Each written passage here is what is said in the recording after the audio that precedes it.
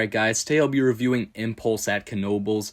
This is the Zierer Tower Coaster here, and I personally think this is a lot better than any of the smaller scale Gerstlauer Eurofighters, and I'll explain why in this review. So to start off with the presentation, I mean, in terms of theming, it's not very good, but I love the colors, and I love how this is just front and center. I could see the argument for this thing being pretty out of place in a park like Knoebels, but I'd make the argument back that this whole front section definitely has more of a carnival feel, so I think a big steel coaster like this fits well. This thing is going to run you $5 if you don't get a wristband, which I think is a very reasonable price for a ride this good. Most rides that are at parks where you pay per ride are a lot more expensive than this, and they're usually not as good. So once you actually get into the queue, you'll probably encounter a good wait. If it's a lighter day, this will probably have one of the longest lines in the park, probably around 20 minutes.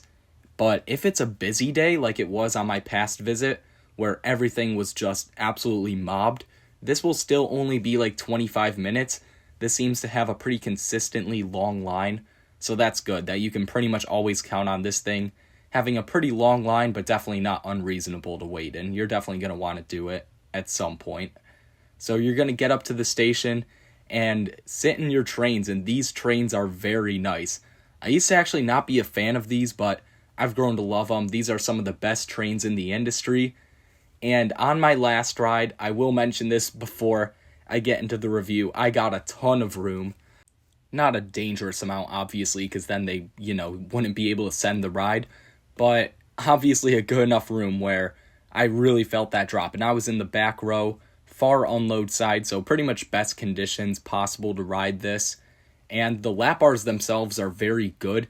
You can feel the airtime very well. They're very freeing. You can feel laterals and everything. So these are definitely some of the best trains out there. One more thing before we get into the ride experience. The ops here are definitely top notch.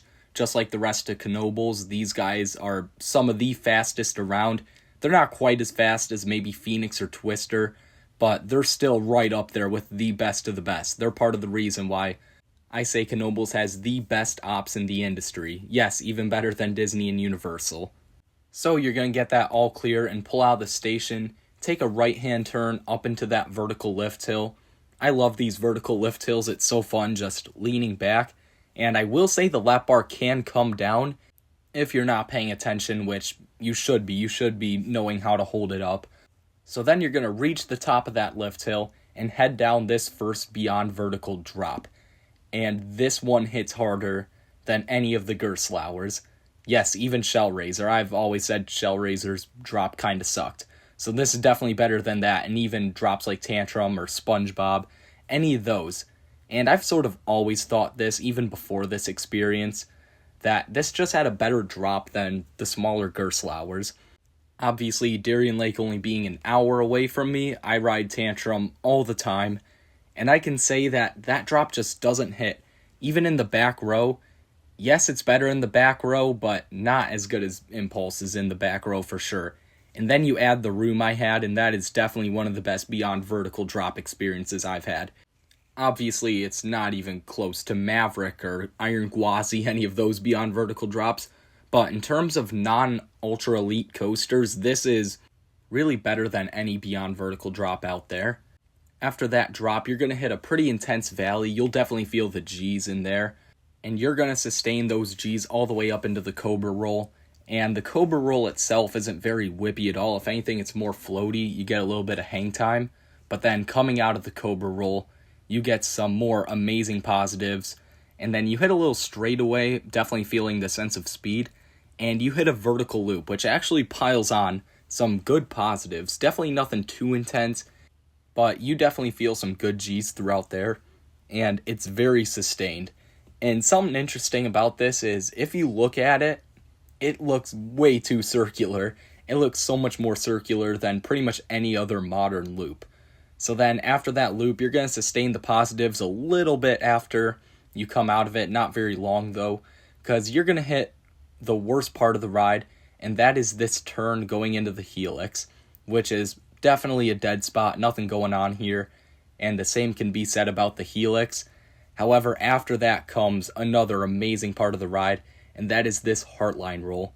It almost feels like the arcade roll or the Mosasaurus roll, just slowed way down in terms of the fact that you do get some really good inverted airtime / hang time in this case, and then you also get some laterals going throughout it, just way toned down from what the Mosasaurus roll or the arcade roll or anything like that would do to you. But it's still an amazing moment. You hang there for what seems like forever while getting some pretty good laterals, so that's an amazing moment of the ride right there. Definitely one of the best inversions on any of these sort of Gerstlauer Eurofighter type rides, even though this isn't Gerstlauer, obviously. And then you head up into one more helix, which is a bit more intense than the first one. You definitely get some good G's on that, and they're a bit sustained all the way up into the brakes.